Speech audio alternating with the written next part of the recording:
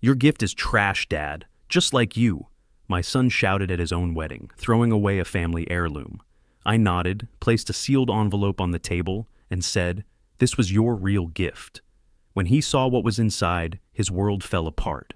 Now he knows that some words come at too high a price. Before we continue, please subscribe to the channel and let us know where you are listening in the comments. The front door slammed against my hallway wall with enough force to rattle the picture frames. Gerald stood in my doorway, his expensive Italian leather shoes leaving marks on my worn carpet, his BMW's engine still ticking in the driveway. "Dad, I need another $15,000 for the wedding." His voice carried that familiar edge of entitlement mixed with desperation. "The florist raised prices, and Ruby wants additional arrangements for the ceremony." I set down my evening tea, watching the liquid ripple from the vibration of his dramatic entrance. My reading glasses slipped down my nose as I looked up at my son, 35 years old, wearing a wrinkled shirt that probably cost more than my monthly grocery bill. "Gerald, I already told you. No." My voice stayed level, controlled. "I paid for your first 2 weddings. This time, you're responsible for your own decisions." He began pacing my small living room like a caged animal, his loosened tie swinging with each sharp turn. The contrast between us couldn't have been starker. Him in his designer suit, me in my comfortable cardigan and slippers, settled in the armchair that had been my refuge since Margaret passed. "You're just a cheapskate." Gerald's fist came down hard on my coffee table, making my teacup jump in its saucer. "You have that villa sitting there like some monument, and you live like a pauper." The accusation stung, but I reached for the teapot with deliberate slowness, pouring myself fresh tea. Steam rose between us like a barrier. "The villa is family heritage," I said, watching the amber liquid fill my cup. "It belonged to my grandfather, then my father. It's not for spending on your latest whim." "Latest whim?" Gerald's voice cracked with indignation. "This is my wedding, Dad. Ruby is different from the others. She's the one." I'd heard those exact words before, twice. Sarah had been the one until the divorce papers arrived 11 months later.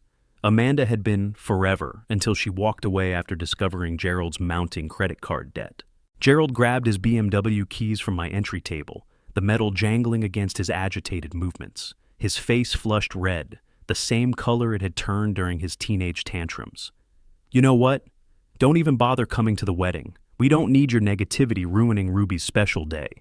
The threat hung in the air like smoke from a blown-out candle. 35 years of fatherhood reduced to this moment. Gerald stormed toward the door, then paused, his hand on the frame. "I'm done asking for your help," he said without turning around. "But don't expect me to come crawling back when you're old and alone in that precious house of yours." The door slammed again, harder this time. A framed photo of Margaret and me on our wedding day shifted on the mantel. Through my living room window, I watched Gerald's taillights disappear down Maple Street, the red dots growing smaller until they vanished completely. My hands trembled as I lifted the teacup to my lips, the china chattering against itself in the evening quiet. 2 hours had passed since Gerald's BMW disappeared into the night. I'd changed into my pajamas and made fresh tea, but sleep felt impossible. The photo album lay open on my lap, Margaret's face smiling up at me from our wedding day 42 years ago. "Margaret, our boy has completely lost his way," I whispered to her image, my finger tracing the edge of her veil. "What would you do?" Her eyes seemed to hold that same gentle wisdom that had guided our family through every crisis. I turned the page, finding photos from Gerald's childhood. Little League games, where I'd cheered from the bleachers, science fair projects we'd built together in the garage, graduation day when pride had swelled in my chest like a balloon. Then came the wedding photos. Sarah's ceremony first, that elaborate garden affair in 2019. 200 guests, white roses cascading from every surface. A string quartet playing as she walked down the aisle in a dress that cost more than my car. I'd written that $45,000 check with genuine joy, believing this was the one, that Gerald had finally found his anchor. The divorce papers arrived 11 months later. Amanda's beachside wedding followed in 2022, smaller but no less expensive, with those ridiculous white chairs lined up on the sand. $38,000 that time, though I'd been more cautious, sensing the pattern forming. Amanda had lasted 2 years before walking away, frustrated with Gerald's job, instability, and mounting debts. I did the math in my head, an old engineering habit. 45,000 plus 38,000. $83,000 spent on relationships that barely outlasted their honeymoon periods. And now, Ruby wanted her turn at the Lawson family wallet. Rising slowly from my chair, my knees protesting the movement, I walked to the old safe behind Margaret's china cabinet. My fingers remembered the combination after all these years. 0428, Margaret's birthday. Inside, beneath insurance papers and old tax returns, lay the manila folder I hadn't touched in months. The villa's deed felt substantial in my arthritic hands, its legal weight matching its emotional significance. 3 generations of Lawson men had lived on that property, each adding their own improvements, their own memories. My grandfather had built the original structure with his own hands. My father had added the West Wing during the post-war boom. I'd modernized the plumbing and electrical systems during my engineering career. Maybe it was time Gerald learned what family legacy truly meant. I found a formal white envelope in Margaret's old stationery box, the kind she'd used for important correspondence. Sealing the villa documents inside felt ceremonial, final. The weight of the envelope in my palm represented 35 years of parenting, countless lessons unlearned, and one last opportunity for my son to understand the difference between earning and taking. Walking to my bedroom, I placed the sealed envelope on my nightstand, where I'd see it first thing every morning. Through my bedroom window, the villa's security lights twinkled in the distance like stars that had fallen to earth. My resolve crystallized in that moment, hard as the concrete foundation my grandfather had poured decades ago. I set my alarm for 6 o'clock. The wedding was in 8 days, and I had preparation to do. The alarm's sharp beeping cut through my dreams at exactly 6 a.m. Saturday, May 24th, Gerald's wedding day.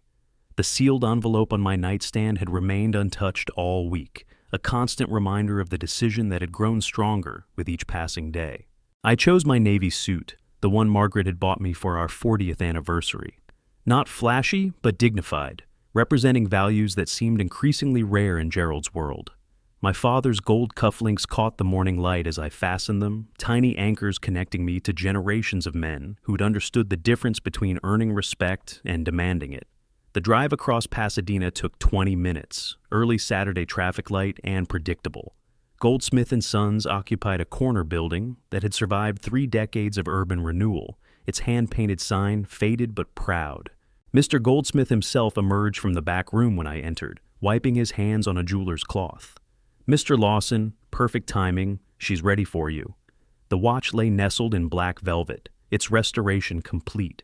The 1952 Omega had belonged to my grandfather, then my father, then me. Each man had worn it through decades of honest work, family celebrations, and quiet moments of reflection. "Beautiful piece, sir. The cleaning brought out details I bet you hadn't seen in years." Mr. Goldsmith lifted it carefully, the gold catching fluorescent light. "Rare model. They don't make craftsmanship like this anymore.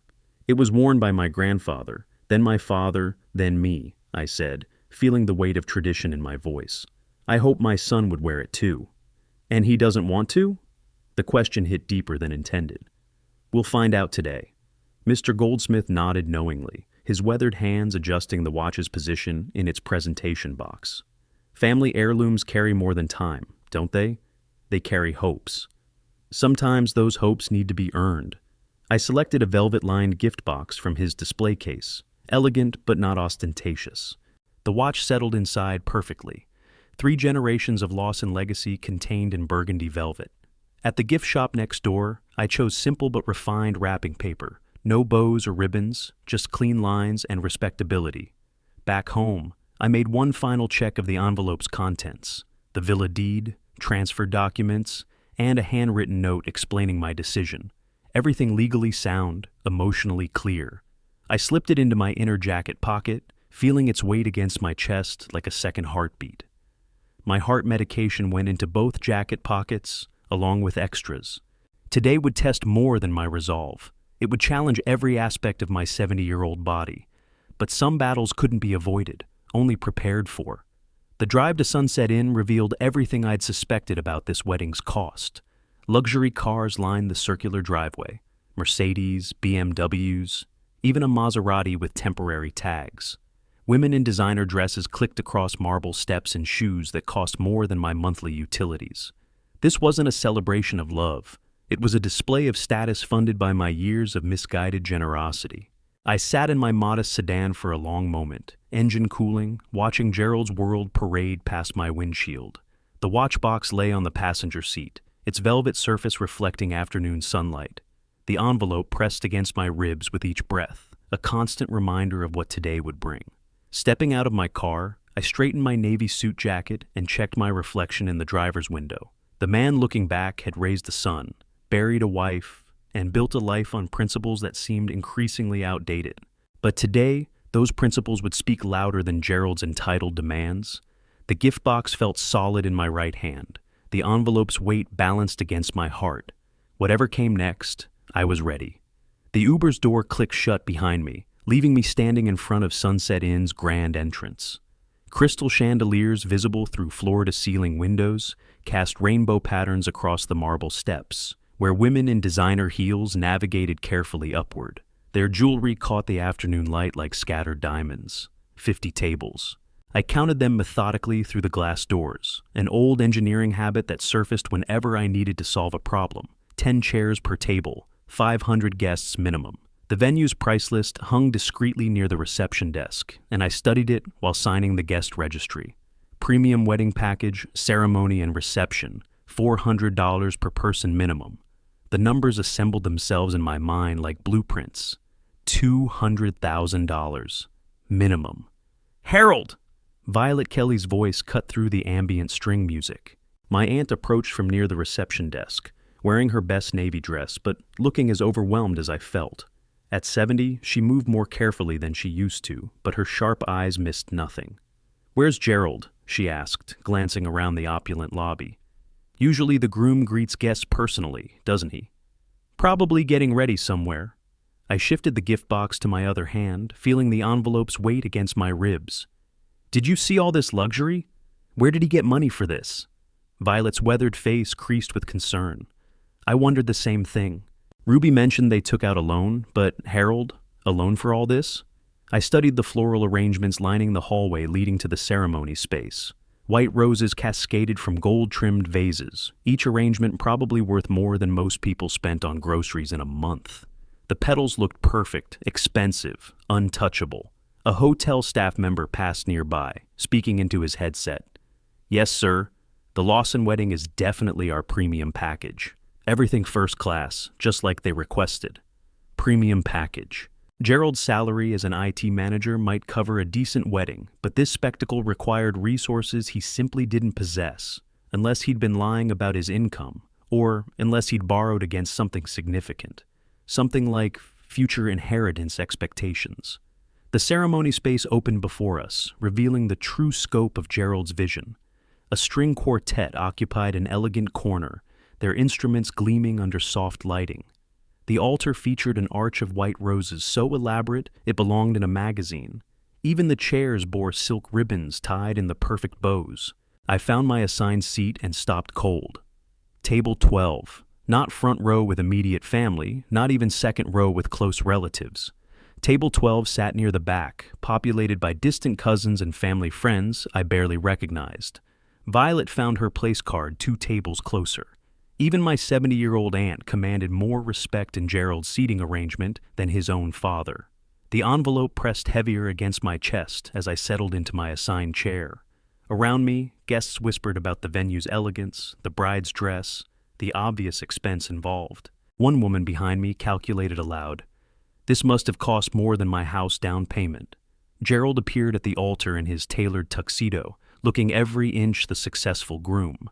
Ruby floated down the aisle in a dress that probably cost more than my monthly pension, her veil trailing behind like spilled silk. They exchanged vows while I watched from my distant vantage point, feeling like a spectator at my own son's life. The photography session followed the ceremony, with Gerald and Ruby posing among those expensive flowers.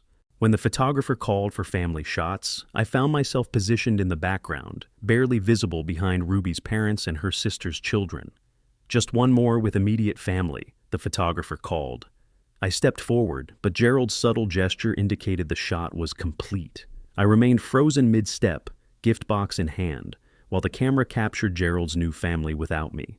During cocktail hour, I nursed a single glass of champagne and observed. Ruby's laughter carried across the terrace as she spoke with a cluster of young women, her hands gesturing animatedly.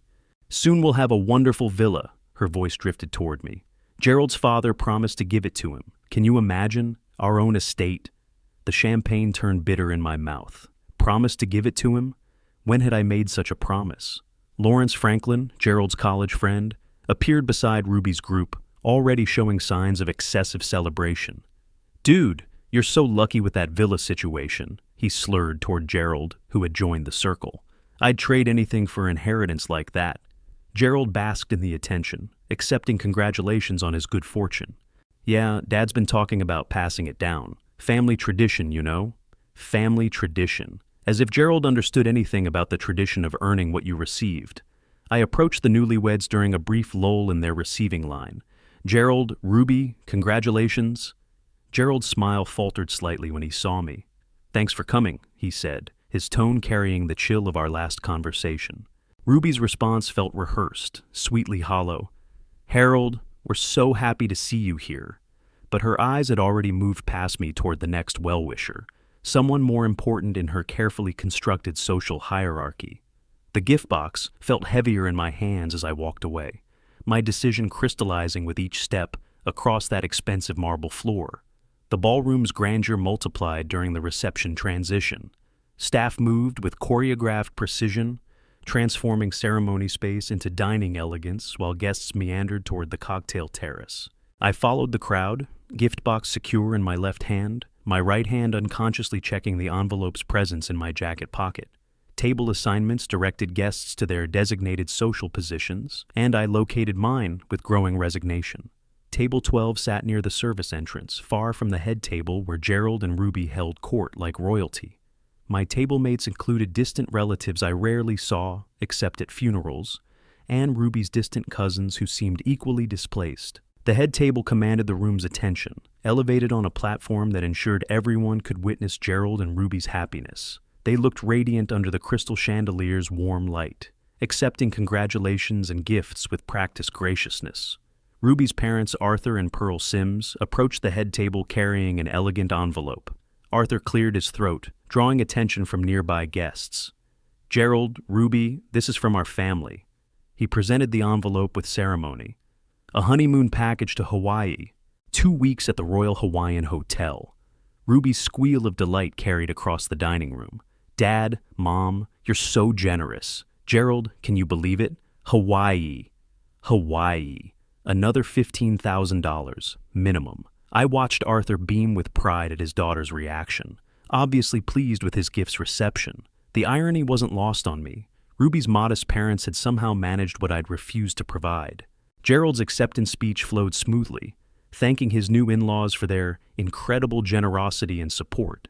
His words carried undertones meant for my ears, emphasizing how others stepped up when family members held back. The MC's voice boomed across the dining room. "Ladies and gentlemen, we'll now begin our gift presentation ceremony. Our beautiful newlyweds are eager to receive your thoughtful surprises." My stomach tightened as the formal gift-giving process commenced. One by one, family members and friends approached the head table with their offerings. Each gift seemed designed to outdo the previous one. Crystal vases, silver serving sets, artwork that required 2 people to carry. Ruby's childhood friend presented a certificate for couples cooking classes in Tuscany. Gerald's college roommate offered a wine collection valued at several $1,000s. Each gift received enthusiastic applause and grateful embraces from the newlyweds. I remained seated at my distant table, watching this display of competitive generosity while calculating costs in my mind. $20,000, $30,000, $40,000 worth of gifts paraded past my son and his new wife. Yet none of these generous souls had contributed to Gerald's previous 2 weddings.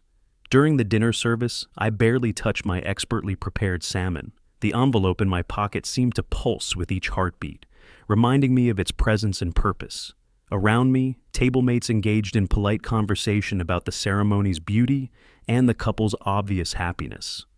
"Such a lovely wedding," murmured Mrs. Patterson, a distant cousin from Margaret's side. "Gerald looks so mature now, doesn't he? And Ruby seems perfect for him." Perfect for him. If materialism and social climbing constituted perfection, then perhaps Ruby did suit Gerald's evolved priorities. The gift presentations continued throughout dinner, each offering accompanied by speeches about love, commitment, and bright futures.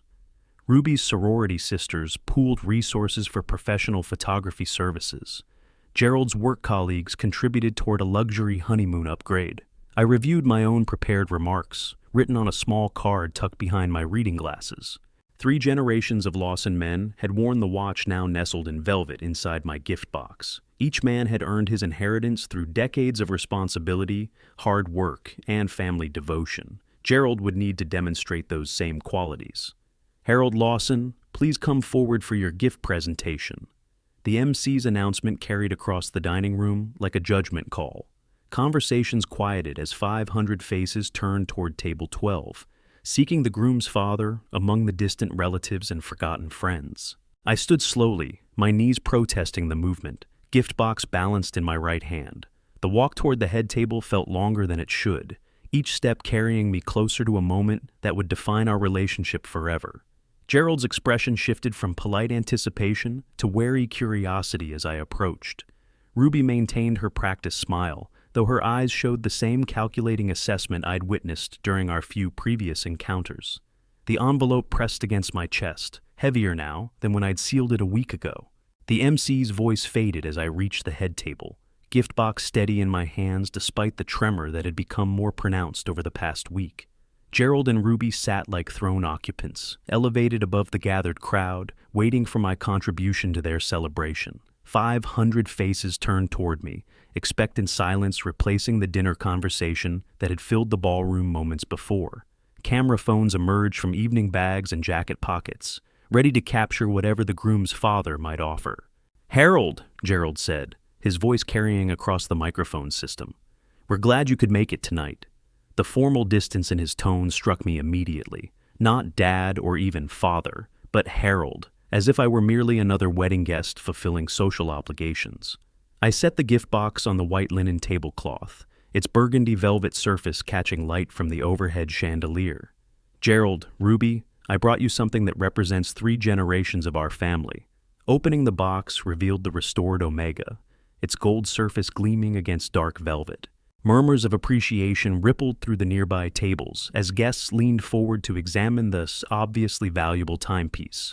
"This watch belonged to my grandfather, then my father, then me," I continued, lifting it carefully from its resting place. Each man wore it during the most important moments of his life: his wedding day, the births of his children, significant achievements in his career. Gerald's expression softened slightly as he examined the watch's craftsmanship. Even Ruby seemed impressed by its obvious quality and age. "It's beautiful, Harold," Ruby said, her voice carrying genuine appreciation for the first time since I'd known her. "Such a meaningful family tradition." Family tradition, yes. I held the watch up so the entire ballroom could see it clearly. But this tradition comes with responsibility. Each man who wore this watch earned the right to pass it down through decades of hard work, sacrifice, and devotion to family. Gerald's smile faltered as my words took on weight he hadn't expected. "My grandfather built our family home with his own hands," I continued, my voice carrying clearly through the microphone system. "My father expanded it during the post-war years, while raising 4 children on a factory worker's salary. I modernized it during my engineering career, while supporting my wife and son." The ballroom had grown completely silent now, 500 guests sensing drama unfolding before them. Each generation added value through effort, not expectation. I placed the watch back in its box, closing the velvet lid with deliberate ceremony. "This watch represents that tradition of earning what you receive." Ruby's expression had changed from appreciation to confusion. Gerald's face showed the first signs of concern, though he couldn't yet see where my presentation was heading. "But traditions must be honored by those who hope to continue them," I said, reaching into my inner jacket pocket. "And sometimes, a father must make difficult decisions about inheritance." The envelope emerged from my jacket like evidence in a trial, its white surface stark against my navy suit. Gerald's eyes fixed on it immediately, perhaps recognizing its significance even before I spoke. "Gerald, you've built a beautiful life for yourself," I continued, holding the envelope so everyone could see it clearly. This wedding certainly demonstrates your appreciation for luxury and elegance." Nervous laughter scattered through the audience as guests sensed the compliment's sharp edge. "However, building a life of luxury requires resources," I said, opening the envelope's seal with deliberate slowness. "Resources that, according to my calculations, exceed your current earning capacity by a considerable margin." Gerald's face had gone pale. Ruby's smile disappeared entirely as she grasped that this presentation wasn't following traditional wedding gift protocols. "This envelope contains the deed to our family villa," I announced, withdrawing the legal documents.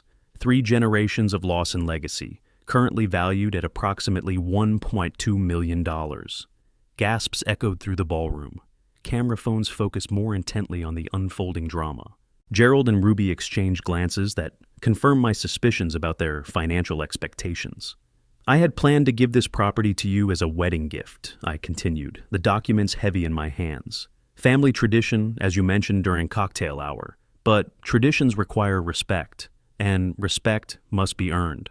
The silence in the ballroom felt absolute now, 500 people holding their breath while family drama played out before them. "So, I'm making you an offer, Gerald," I said, meeting my son's increasingly panicked gaze. "Prove that you can appreciate what you haven't earned, and this property will eventually be yours." Gerald found his voice finally. "What do you mean, prove?" I smiled, feeling the weight of 35 years of fatherhood in that moment. "I mean exactly what our family tradition has always required, that inheritance must be earned through responsibility, sacrifice, and genuine respect for those who came before." The envelope's contents rustled as I held them higher, ensuring every guest could witness this moment. "Your trial period begins now. Harold Lawson, please approach for your gift presentation." The MC's amplified voice carried across 500 expectant faces. I stood slowly from table 12, my knees protesting the movement after sitting through the lengthy dinner service. The gift box felt substantial in my hands, 3 generations of Lawson heritage contained in burgundy velvet. The walk to the head table stretched longer than the 30 feet it actually measured. My dress shoes clicked against marble flooring, while conversations gradually quieted around me. Camera phones emerged from evening bags and suit pockets, guests sensing something significant about to unfold. Gerald and Ruby sat elevated on their platform like royalty, surrounded by the evening's expensive gifts. Crystal vases caught chandelier light, silver serving sets gleamed on white linen, and certificates for luxury experiences created a shrine to their material success. I reached for the microphone, adjusting it to accommodate my height. The feedback squeaked briefly before settling into silence. 500 faces turned toward me, including Violet's encouraging smile from Table 9, and Arthur Sim's polite attention from the family section. "Dear friends," I began, my voice carrying clearly through the sound system. "I would like to give my son something truly special tonight." Gerald shifted uncomfortably in his chair, his expensive Rolex catching light as he crossed his arms. Ruby maintained her practiced smile, though her eyes showed calculating interest in what I might present. "This gift represents more than monetary value," I continued, opening the velvet box with deliberate ceremony. "This watch belonged to my grandfather, then my father, then me. It's witnessed 3 generations of Lawson family history. The restored Omega gleamed under the chandeliers, its gold surface reflecting decades of careful maintenance. Appreciative murmurs rippled through the nearby tables as guests leaned forward to examine the obviously valuable timepiece. My grandfather wore this watch when he built our family home with his own hands in 1923, I said, lifting the timepiece carefully from its velvet nest. My father wore it during his wedding to my mother in 1952, and when I was born 3 years later. Gerald's expression had shifted from discomfort to something approaching annoyance. His fingers drummed against the white tablecloth, creating small rhythmic sounds that the microphone amplified slightly. "I wore this watch on my wedding day to Margaret when Gerald was born, and during every significant moment of my engineering career," I continued, holding the watch so the entire ballroom could see its craftsmanship. "Each generation of Lawson men has added to our family's legacy while wearing this symbol of continuity." A woman at table 6 wiped her eyes with a tissue. Several older guests nodded approvingly at this display of family tradition. Even some younger attendees seemed touched by the story's genuine emotion. "Gerald," I said, extending the watch toward my son with both hands, I hope that when you have a son of your own, you'll pass this heirloom to him with the same pride I feel presenting it to you tonight." The gift box felt lighter as I released it, 3 generations of responsibility transferring from my hands to his. Gerald accepted it with obvious reluctance, his face showing none of the gratitude I'd hoped to witness. "May this watch remind you of our family's traditions and values," I concluded, my voice carrying across the silent ballroom. "May it help you remember where you came from and inspire you to live up to the standards set by the men who wore it before you." The audience erupted in appreciative applause. Someone called out, "How beautiful, a true family heritage." Violet dabbed at her eyes with obvious pride, while Arthur Sims nodded respectfully at the touching presentation. But Gerald's face showed only irritation as he stared at the watch in its velvet box. His jaw tightened visibly as the applause continued, and Ruby leaned toward him with what looked like disappointment rather than appreciation. I watched my son's face, waiting for the gratitude I'd hoped to see, but finding something else entirely brewing behind his expensive appearance. Gerald's expression transformed from irritation to open disgust as he examined the watch more closely. The appreciative applause from our guests faded into expectant silence, 500 people waiting for the groom's response to his father's heartfelt gift. "Seriously, Dad?" Gerald's voice carried clearly through the microphone system, his tone sharp with contempt. "An old watch? That's it?" The question hit me like cold water. Around us, guests shifted uncomfortably in their chairs, sensing the sudden change in atmosphere. Camera phones that had been recording a touching family moment now captured something else entirely. "Gerald," I began, but he cut me off with a dismissive wave. "Your gift is trash, Dad, just like you." The words exploded across the ballroom like a thunderclap. 500 guests gasped audibly, some covering their mouths in shock at what they'd just witnessed. The crystal chandeliers seemed to dim under the weight of his cruelty. Ruby leaned forward, adding her voice to the attack. "Really, Harold, we were hoping for something more substantial, more modern." Gerald lifted his left arm, displaying the expensive Rolex that adorned his wrist. "I already have a watch, Dad, a real one. I won't wear this ugly old thing." He pushed the velvet box across the gift table dismissively, the precious timepiece sliding among the other presents like discarded trash. The sound of velvet against linen seemed unnaturally loud in the stunned silence. "This is embarrassing," Gerald continued, his voice rising with each word. "In front of all our friends, you bring me some antique junk? What were you thinking?" Violet Kelly rose from her seat like an avenging angel, her 70-year-old frame trembling with indignation. "Gerald, how dare you speak to your father that way?" But Gerald ignored his great-aunt completely, his attention fixed on humiliating me further. "You live like a pauper despite having money, and now you expect us to appreciate your cheapskate gifts?" Ruby nodded agreement, her false sweetness replaced by open materialism. "We've received so many generous presents tonight, Harold. Crystal, silver, vacation packages, and you bring an old watch?" The crowd's reaction rippled through the ballroom like waves. Some guests turned away in secondhand embarrassment. Others leaned forward with horrified fascination at the family drama unfolding before them. Camera phones continued recording, capturing every moment of my public humiliation. Lawrence Franklin, emboldened by alcohol and the spectacle, called out from his table, "Harsh, dude, but I get it. You guys deserve better." Gerald gestured broadly toward the pile of expensive gifts surrounding us. "Look at what Ruby's parents gave us. Hawaii, 2 weeks at the Royal Hawaiian. That's a real gift, not some dusty heirloom nobody wants." My hands had begun to tremble, though whether from age, hurt, or growing anger, I couldn't tell. The microphone amplified my slightly labored breathing as I struggled to process my son's cruelty in front of 500 witnesses. "You raised me to expect better than this," Gerald continued, his voice carrying that familiar tone of entitlement. "But I guess I shouldn't be surprised. This is exactly the kind of disappointing thing you do." Ruby's satisfied smirk confirmed that she'd encouraged this public execution. Her eyes held no warmth, no apology for the devastation her husband was inflicting on his father. The ballroom had grown completely silent, except for the quiet sounds of people shifting uncomfortably in their seats. Even the hotel staff had stopped their service, frozen by the shocking display of family cruelty playing out before them. But something had changed inside me during Gerald's brutal attack. The hurt and shock were crystallizing into something harder, colder. My engineering mind began calculating, planning, measuring the precise response this situation required. The envelope in my jacket pocket suddenly felt lighter, its contents transformed from gift to weapon. The silence stretched between us like a taut wire, while Gerald basked in his cruel triumph. 500 guests watched, waiting to see if I would retreat in shame or somehow respond to this public devastation. Ruby leaned back in her chair with obvious satisfaction, believing they'd successfully humiliated me into submission. Instead, I reached slowly into my inner jacket pocket. The white envelope emerged like evidence in a courtroom, its formal appearance drawing immediate attention from every guest in the ballroom. Gerald's expression shifted from smugness to curiosity as I held the sealed document where everyone could see it clearly.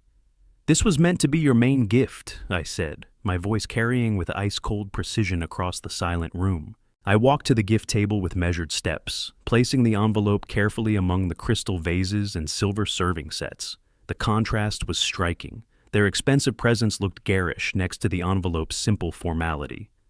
"But after what you just said," I continued, stepping back and folding my hands behind me, "you won't be receiving it." Gerald's face changed as he stared at the envelope. Something in my tone, my deliberate movements, my complete calm in the aftermath of his attack had penetrated his arrogant satisfaction. "What's in there?" he asked, his voice lacking its previous confidence. "More old junk?" Ruby leaned forward, her materialistic instincts sensing something valuable slipping away. "Harold, what could possibly be so important in a simple envelope?" I met her gaze directly, my voice carrying across the microphone system for all 500 guests to hear. "Actions have consequences." Gerald reached toward the envelope, but I held up my hand in a sharp gesture that stopped him mid-motion. "You can look," I said, my tone conversational despite the steel underneath. "But it's no longer for you." The power dynamic in the room had completely shifted. Guests who had witnessed my humiliation now watched with fascination as I regained control through mysterious authority. The envelope commanded everyone's attention like a magnet. "What do you mean, no longer for me?" Gerald's voice carried hints of panic as his mind began processing potential consequences of his cruelty. Ruby's eyes fixed on the envelope with hungry intensity. Her materialistic calculations were working overtime, trying to determine what valuable thing her husband might have just cost them through his public attack. "I mean exactly what our family tradition has always required," I replied, adjusting my glasses to look directly at my son. "That respect and inheritance must be earned through character, not demanded through entitlement." Gerald's expensive Rolex caught chandelier light as his hand trembled slightly. The same watch he'd used to insult my grandfather's timepiece now seemed less impressive under the weight of whatever he was beginning to understand he'd lost. "Dad, if there's something important in there—" "There was," I interrupted, my engineering precision cutting through his attempted backtracking. "But you made your position clear. My gifts are trash, just like me. Therefore, you have no use for anything I might offer."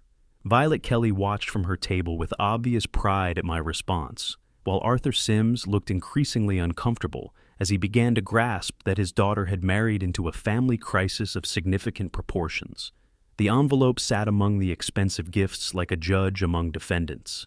Its simple white surface contained more power than all the crystal and silver surrounding it, though only I knew the full extent of that power. "You wanted modern gifts," I continued, my voice carrying clearly across the stunned ballroom. "You wanted substantial presents that match your expensive tastes. This envelope contained exactly that."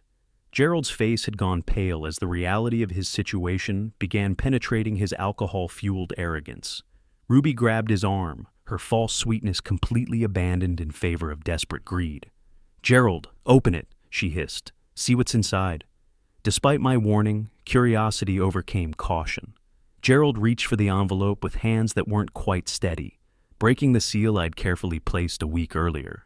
I watched my son's fingers tremble slightly as he pulled out the first document. He had no idea his entire future was about to change. Gerald unfolded the legal papers with hands that weren't entirely steady, his eyes scanning the formal letterhead and official stamps. Ruby leaned over his shoulder, her breath creating small clouds in the air-conditioned ballroom as she tried to read along. "Property transfer deed," Gerald read aloud, his voice carrying through the microphone system to 500 silent guests. Villa on Mulholland Drive, Pasadena, California. His face began changing color as he continued reading, the expensive makeup Ruby had insisted upon failing to hide the pallor spreading across his features. Current market valuation? Gerald's voice dropped to a whisper, but the microphone caught it anyway. $2,800,000. The number hung in the air like a bomb waiting to explode. Ruby's gasp was audible throughout the ballroom, her hands flying to her mouth as the magnitude of what they'd just lost penetrated her materialistic calculations. Gerald's expensive Rolex slipped down his wrist as his hand began trembling uncontrollably. The same watch he'd used to insult my grandfather's timepiece now marked the moments of his own financial destruction. This was... He couldn't finish the sentence. His engineering mind, inherited from me despite everything, calculating the full scope of his loss. $2.8 million. Gone. Because of words spoken in cruel anger. I stood motionless, arms folded across my chest, watching my son's face cycle through disbelief, comprehension, and growing panic. 35 years of fatherhood had led to this moment, and I felt nothing but cold satisfaction at the precision of cause and effect. Gerald's breathing became labored as the reality settled into his consciousness like poison. His left hand clutched at his chest, his heart rate accelerating under the stress of sudden, overwhelming loss. The expensive tuxedo that had made him feel so superior minutes earlier now seemed to constrict around his collapsing frame. "Dad," he whispered, the word barely audible even with amplification. "Dad, I didn't know." But his body had reached its limit. The combination of alcohol, emotional shock, and financial devastation overwhelmed his system completely. His eyes rolled backward, consciousness abandoning him as the full weight of his mistake became unbearable. The chair couldn't contain his falling body. Gerald pitched sideways, expensive fabric rustling as he collapsed onto the marble floor with a sound that echoed through the stunned silence. Ruby's scream shattered the quiet like breaking crystal. "Gerald! Gerald! Someone help him!" 500 wedding guests erupted into motion simultaneously. Chairs scraped against marble as people jumped to their feet, some rushing forward, others backing away in shock. The carefully orchestrated wedding reception dissolved into chaos as perfectly dressed guests crowded around my unconscious son. "Call an ambulance!" Olive Ryan shouted from somewhere in the crowd, her voice cutting through the general panic. Lawrence Franklin pushed through the circle of onlookers, his earlier smugness replaced by genuine concern. "What was in that envelope?" he demanded of no one in particular. Arthur Sims appeared with a crystal water pitcher from a nearby table, his face showing the confusion of a man trying to help in a situation he couldn't fully understand. "Stand back, give him air," he commanded, assuming control with natural authority. But I remained exactly where I'd been standing throughout Gerald's collapse, unmoved, unshaken, watching the consequences of my son's cruelty play out with the same methodical observation I'd once applied to engineering problems. Violet Kelly's voice reached me through the crowd noise. "Harold, what have you done?" The question contained no judgment, only curiosity about the scope of justice I'd delivered. My aunt understood family honor better than most, having watched 3 generations of Lawson men earn their place in the world. Through the chaos of shouting guests and Ruby's continued screams, I heard footsteps approaching my position. Arthur Sims knelt beside Gerald's still form, the water pitcher steady in his weathered hands. "This should bring him around," he said, tipping the crystal container toward my son's pale face. I watched the cold water splash across Gerald's features, washing away the last remnants of his earlier arrogance. Soon, he would wake to discover that some mistakes carry permanent consequences, and some words can never be taken back. Through the crowd's noise, I heard Ruby's voice change from concern to something sharper, more calculating, as she began to grasp the full implications of what her husband had just cost them both. The shock of cold water against his face brought Gerald back to consciousness with a gasp that echoed through the ballroom's marble acoustics. His eyes opened to find 500 wedding guests staring down at him, their faces ranging from concern to fascination with the family drama they'd witnessed. "Dad!" Gerald's voice cracked as he spotted me, standing unmoved in the same position. "Dad, forgive me. I didn't know. I never expected such an expensive gift." He struggled to sit up on the wet marble floor, his expensive tuxedo soaked and wrinkled, his perfectly styled hair plastered against his skull. The contrast between his earlier arrogance and current desperation was stark enough to make several guests step back uncomfortably. "Please forgive me. I was a fool." Gerald's voice carried the high pitch of genuine panic as he fully grasped what his cruelty had cost him. $2,800,000, Dad. I had no idea. But Ruby's reaction cut through his pleas like a knife through silk. Her perfectly manicured hands, the ones that had accepted congratulations all evening, now formed fists that pounded against Gerald's chest with surprising violence. "You idiot!" she screamed, her voice carrying none of the sweet composure she'd maintained throughout the reception. "You lost us the villa, $2,800,000. Her blows landed against his soaked shirt with wet slapping sounds that the microphone system amplified throughout the ballroom. Wedding guests backed away further, uncomfortable witnessing such raw fury from a woman who'd seemed the picture of bridal elegance hours earlier. "You destroyed our future," Ruby continued her assault, each word punctuated by another blow. "Our lifestyle, everything we planned." Gerald tried to protect himself while simultaneously reaching toward me with desperate hands. "Dad, please, I understand now. I was wrong. I was completely wrong." I remained motionless, my arms still folded across my chest, watching this display with the same cold precision I'd applied to the entire evening's events. "Words cannot be taken back, Gerald," I said, my voice carrying clearly through the sound system to every corner of the ballroom. "Actions have consequences. You made your choice when you called me trash." Violet Kelly moved to stand beside me, her 70-year-old frame radiating dignified support. "He brought this on himself, Harold. Every bit of it." Arthur Sims helped Gerald to his feet, confusion clear on his weathered face as he tried to understand how a wedding celebration had devolved into family destruction. "Son, maybe if you apologize properly." But Gerald's desperate attempts at reconciliation only emphasized how completely he'd misunderstood the situation. This wasn't about apologies or temporary anger. This was about 35 years of character development that had led inevitably to this moment.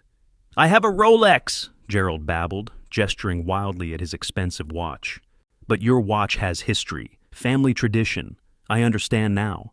Ruby had stopped hitting him, but only because she'd shifted her attention to calculating their new financial reality.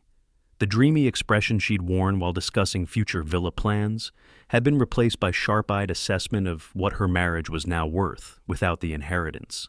Lawrence Franklin pushed closer through the crowd, his alcohol-fueled curiosity overriding social appropriateness. "Dude, did you really just lose millions over calling your dad names?" The whispered conversations of 500 guests created a low buzz throughout the ballroom as people processed what they had witnessed. Some older attendees nodded approvingly at my response to Gerald's disrespect, while younger guests seemed more focused on capturing the drama on their phones. Gerald grabbed at my legs with wet hands, trying to anchor me in place. "Don't leave. Don't do this. I'll wear the watch. I'll treasure it. I'll change." But I stepped backward, easily avoiding his desperate grasp.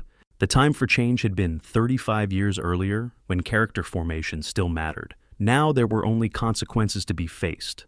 I checked my watch, the simple timepiece that had replaced my father's Omega years ago, and noted that nearly 20 minutes had passed since I'd first approached the gift table, time enough for justice to be served. Ruby's voice had dropped to a dangerous whisper as she knelt beside her husband, her words audible only because of the microphone's sensitivity. "Do you have any idea what you've done to us?" Gerald's response was lost in the general noise of 500 people trying to process the most dramatic wedding reception any of them had ever witnessed. I reached into my jacket pocket one final time, withdrawing the remaining pieces of the legal documents Gerald had dropped during his collapse. The property deed, transfer papers, and notarized certificates that would have made him owner of 3 generations of Lawson family heritage. Holding the papers high above my head, I ensured every guest in the ballroom could see them clearly. The conversations gradually died as 500 pairs of eyes focused on the documents that had caused such devastation.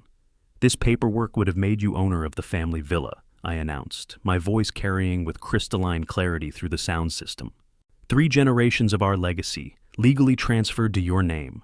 Gerald struggled to his feet, water still dripping from his ruined tuxedo, his face showing desperate hope that somehow the situation could still be salvaged. "But you proved tonight that you're worthy of neither respect nor inheritance," I continued, beginning to tear the first document slowly, deliberately, ensuring every rip was visible to the watching crowd. The sound of tearing legal paper echoed through the ballroom's marble acoustics like thunder. Gerald's anguished cry pierced the silence. "No, Dad, don't do this. I'm begging you." But my hands continued their methodical work, reducing each document to pieces that fluttered down onto the gift table among the crystal vases and silver serving sets. 3 generations of family heritage, destroyed as punishment for 30 seconds of cruel words. Ruby's voice rose to a shriek. "This isn't fair! You can't destroy millions of dollars over a few stupid words." I dropped the final torn pieces onto the white tablecloth, their legal authority scattered like confetti among the expensive wedding gifts. The deed that had taken weeks to prepare for transfer was now nothing more than expensive trash. "Goodbye, Gerald," I said, straightening my navy suit jacket and adjusting my tie with the same precision I'd maintained throughout the evening. "Perhaps someday you'll understand the price of words." Violet Kelly nodded approvingly as I began walking toward the ballroom's exit, my dress shoes clicking against marble with steady, unhurried rhythm. Behind me, Gerald's voice broke into something approaching hysteria as the permanence of his loss fully registered. Wedding guests stepped aside respectfully as I passed, creating a clear path through the crowded reception area. Some faces showed shock at what they'd witnessed. Others reflected admiration for a man who defended his dignity against impossible cruelty. The hotel staff maintained professional composure as I reached the lobby, though their eyes followed my progress with obvious curiosity about the drama they'd observed through the ballroom's glass doors. Outside, the California evening had settled into comfortable warmth. Luxury cars still filled the valet parking area, but my modest sedan waited at the taxi stand where I'd arranged pickup for exactly this time.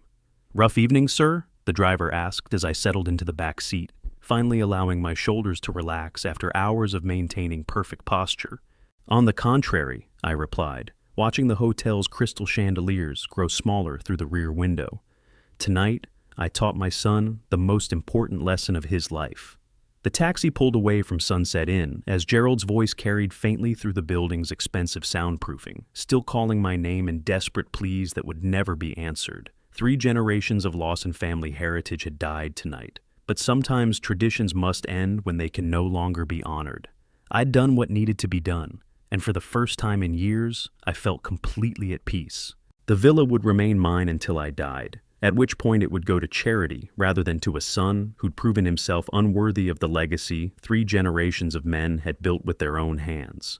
Justice, I reflected as Pasadena's lights blurred past the taxi windows, was sometimes cold, but it was always precise. If you like this story, please like this video, subscribe to the channel, and share your impressions of this story in the comments. To listen to the next story, click on the box on the left. Thank you for watching.